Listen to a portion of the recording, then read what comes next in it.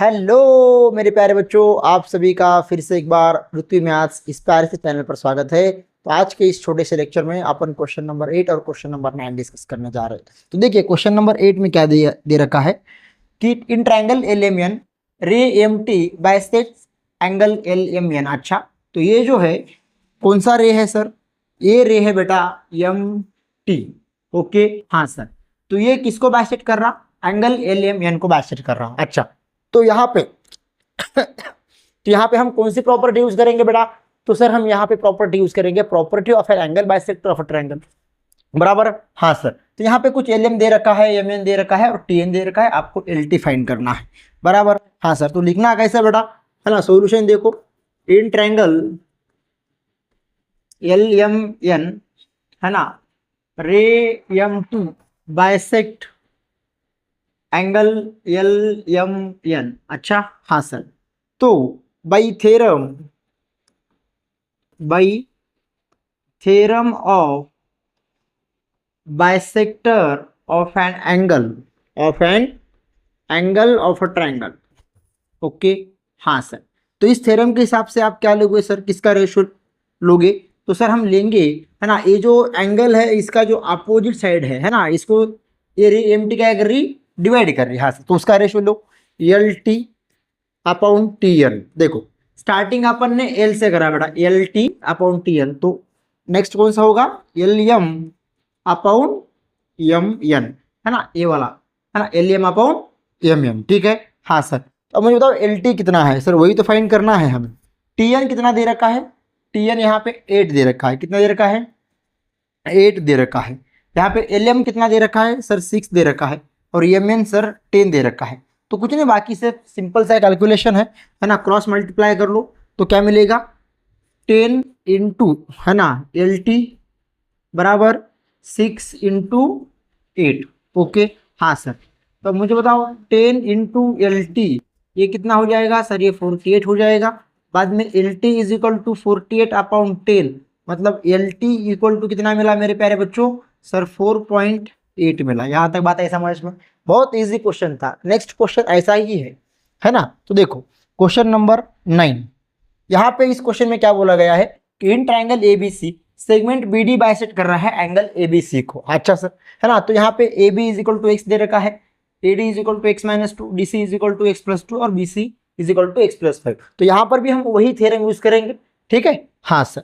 तो अब यहाँ पर लिखना कैसा है? वही लिखना है बेटा, है ना। सिंपल सी बात है कि in triangle L M A B C, sorry, in triangle A B C, है ना, रे कौन सी बाइसेक्ट कर रही सर? रे बी डी बाइसेक्ट कर रही। किसको बाइसेक्ट कर रही sir? Angle A B C को बाइसेक्ट कर रही। हाँ सर। तो यहाँ पे अपन कौन सा यूज करेंगे सर? थ्योरम यूज करेंगे। कौन सा? By theorem of bisector of an angle of a triangle. ठीक है। तो इस थ्योरम के हिसाब से देखो ये जो एंगल है ना बेटा, एंगल ए है। ठीक है। तो इस एंगल के अपोजिट साइड कौन सी है? ए सी है ना। तो ये यहाँ पे ये जो डी पॉइंट है, डी, है ना, वो उसको क्या कर रहा है? बट डिवाइड कर रहा है। तो ये देखो A D upon D C, इसका रेशो लेने के बाद स्टार्टिंग कहाँ से करी? ए से, है ना। तो क्या क्या दूसरा जो रेशो लोगे वो क्या होगा sir? A B upon B C होगा। ठीक है। अब मुझे बताओ ए डी कितना है सर? ए डी है एक्स माइनस टू, है ना, x minus two. D C कितना है sir? X plus two. A B कितना है सर? एक्स है। और बी सी कितना है सर? X plus 5। तो यहाँ पे अपन नेक्स्ट पेज पे इसको सॉल्व करेंगे, है ना। देखो एक्स माइनस टू और एक्स प्लस 5 का मल्टीप्लीकेशन होगा। देखो यहाँ पे, है ना, क्रॉस मल्टीप्लीकेशन होगा बेटा। ठीक है, हाँ सर। ये अपन ने क्लास 8 में पढ़े हैं, है ना। तो x minus two into x plus 5 बराबर, देखो x minus to X plus 5, बाद में x into x plus to, x into x plus to. बात आई समझ में? हाँ सर। तो यहाँ पे देखो, यहाँ पे a multiplication of binomial and binomial है। जी हाँ सर। ठीक है। तो अब ये क्या करोगे? एक्स से एक्स प्लस 5 को मल्टीप्लाई कर लोगे और बाद में माइनस टू से भी एक्स प्लस 5 को मल्टीप्लाई करो। देखो x से x+5 को मल्टीप्लाई, बाद में -2 से x+5 को मल्टीप्लाई। यहाँ पे x इंटू एक्स क्या होगा सर, ये x² होगा, और x इंटू 2 क्या होगा सर, ये 2x होगा। तो यहाँ पे फिर से multiplication of monomial and binomial, x into x x², x into 5x, -2x -10 बराबर x² + 2x। अब मुझे बताओ यहाँ पे देखो, है ना, यहाँ पे x² है, यहाँ पर भी x² है, बात आई समझ में, दोनों भी प्लस है, इक्वालिटी है ना। अब यहाँ पे बेटा ये हो जाएंगे कैंसर। सर आप बोलोगे कैसे कैंसिल हो जाएंगे, अरे मेरे भाई है ना, ये प्लस है, इधर आएगा तो क्या हो जाएगा, माइनस हो जाएगा, तो कैंसिल हो गए।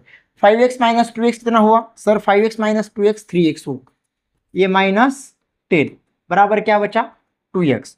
अब क्या करोगे, इस 2x को ट्रांसपोज कर लोगे लेफ्ट हैंड साइड, है ना, तो 3x - 2x, और ये माइनस का क्या हो जाएगा सर, ये प्लस हो जाएगा बराबर, तो ये +10। तो 3x में से 2x गया तो कितना बचा सर, ये x = क्या आया सर, ये 10 आया। यहाँ तक बात आई समझ में, है ना, बहुत इजी क्वेश्चन है, कुछ नहीं, सिर्फ इक्वेशन बना है और सॉल्व करे हैं। तो अब इसके बाद बेटा अपन क्वेश्चन नंबर 10 को डिस्कस करेंगे, वो बुक पर एक्टिविटी के फॉर्म में है, वो हम आपको 2 मिनट में समझाने का प्रयास करेंगे। क्या दे रखा है सर, इसमें दे रखा है कि in the figure x is any point in the interior of a triangle. अच्छा है ना, point x is joint two vertices of triangle, segment PQ ये पैरेलल है सेगमेंट DE से। देखो सेगमेंट PQ है, ये DE से पैरेलल है, तो ये जो ट्रायंगल बन रहा है बेटा, यहाँ पे आप क्या यूज कर सकते हैं, BPT का थ्योरम यूज कर सकते हैं। बाद में सेगमेंट QR जो है, ये सेगमेंट है ना EF से पैरेलल है, तो ये जो QR है ये EF से क्या है, पैरेलल है। आपको क्या प्रूव करना है कि ये जो PR है, PR ये किससे पैरेलल दिखाना है आपको, DF से। एक्टिविटी फुल करना है, बाकी कुछ नहीं, ठीक है। हाँ सर, तो अब मुझे बताओ यहाँ पे, है ना, आप समझ जाना बेटा कि इन ट्रायंगल XDE ये वाला ट्रायंगल, देखो ध्यान से देखो, है ना, PQ पैरेलल D, ये क्या है, यहाँ पे रीजन क्या लिखोगे सर, यहाँ पे रीजन लिखेंगे गिवन, क्या लिखेंगे सर, गिवन लिखेंगे, ठीक है बेटा। यहाँ पे हमने रीजन लिख लिया गिवन। अब मुझे बताओ XP अपॉन यहाँ पे क्या आएगा, तो यहाँ पे देखो, यहाँ पे आगे रीजन क्या है बेटा, बेसिक प्रोपोर्शनैलिटी थ्योरम, इस थ्योरम का यूज होने जा रहा है। तो यहाँ पे क्या लिखोगे, XP अपॉन PD बराबर, और यहाँ पे क्या लिखोगे सर, XQ अपॉन QE, यहाँ पे भी है ना, इक्वेशन नंबर 1 दे दिया है। अब इन ट्रायंगल XEF, अब यहाँ पे ध्यान दो, कौन सा ट्रायंगल है सर, यहाँ पे ट्रायंगल है कौन सा वाला, XEF, ये वाला ट्रायंगल बेटा, ठीक है। तो इस ट्रायंगल में बेटा QR जो है ये पैरेलल है EF से, तो यहाँ पे जब आप क्या करोगे, यूज करोगे BPT का यूज करोगे, है ना, यहाँ पे लिख दो, है ना, यहाँ पे भी क्या लिख दोगे, गिवन लिख दोगे। हाँ सर, यहाँ पे जब आप यूज करोगे BPT का थ्योरम, तब क्या होगा, XQ अपॉन QE बराबर है, देखो, और XR अपॉन क्या होगा, RF, ठीक है बेटा, बताइए समझ में। हाँ सर, तो यहाँ पे क्या लिखोगे, यही रीजन यहाँ पे चिपका दो, बेसिक प्रोपोर्शनैलिटी थ्योरम, ठीक है जी। हाँ सर, अब आगे देखो बेटा, है ना, अब नेक्स्ट होगा, यहाँ तक आप समझ गए होंगे, यहाँ तक आप इतना बात समझ गए होंगे कि इस ट्रायंगल में क्या करें सर, BPT का थ्योरम यूज करें, इस ट्रायंगल में BPT का थ्योरम यूज करें। अब यहाँ पे समझो, है ना, XQ अपॉन QE ये किसके बराबर है सर, ये है, ये किसके बराबर है बाबू सर, ये है XP अपॉन PD के बराबर, ठीक है। और यहाँ पे XQ अपॉन QE ये किसके बराबर है बाबू, XR अपॉन RF। तो हम क्या ऐसा लिख सकते हैं कि XP अपॉन PD ये किसके बराबर होगा, XR अपॉन RF के बराबर होगा, बराबर, फ्रॉम 1 and 2, ठीक है। तो जब ये आ जाएगा इक्वल, है ना, इनका रेशो XP अपॉन PD और XR अपॉन RF, अगर ये इक्वल आ गया तो हम क्या बोल सकते हैं, क्या कि by converse of basic proportionality theorem कि PR क्या होगा, DF से क्या होगा, पैरेलल होगा, ठीक है। अब यहाँ पे एक छोटी सी मिस्टेक है, आप उसको सुधार लेना बुक में, ठीक है। देखो यहाँ पे, है ना, शायद आपको दिख रहा होगा, ठीक है, यहाँ पे क्या लिखा है इन्होंने, DE लिखा है, क्या लिखा है, D, यहाँ पे आपको क्या लिखना है, सिर्फ DF लिखना है, बात है समझ में। देखो converse of basic proportionality theorem, ये क्वेश्चन हो गया। स्पेशल क्वेश्चन नंबर 11 है, बहुत इंपॉर्टेंट है, उस क्वेश्चन को हम स्पेशल एक नेक्स्ट वीडियो में डिस्कस करेंगे। तब तक आप खुद का ख्याल रखिएगा। अगर आपको ये लेक्चर समझ में आ रहा है, अच्छा लग रहा है, तो अपने फ्रेंड सर्कल में जरूर शेयर कीजिएगा। धन्यवाद।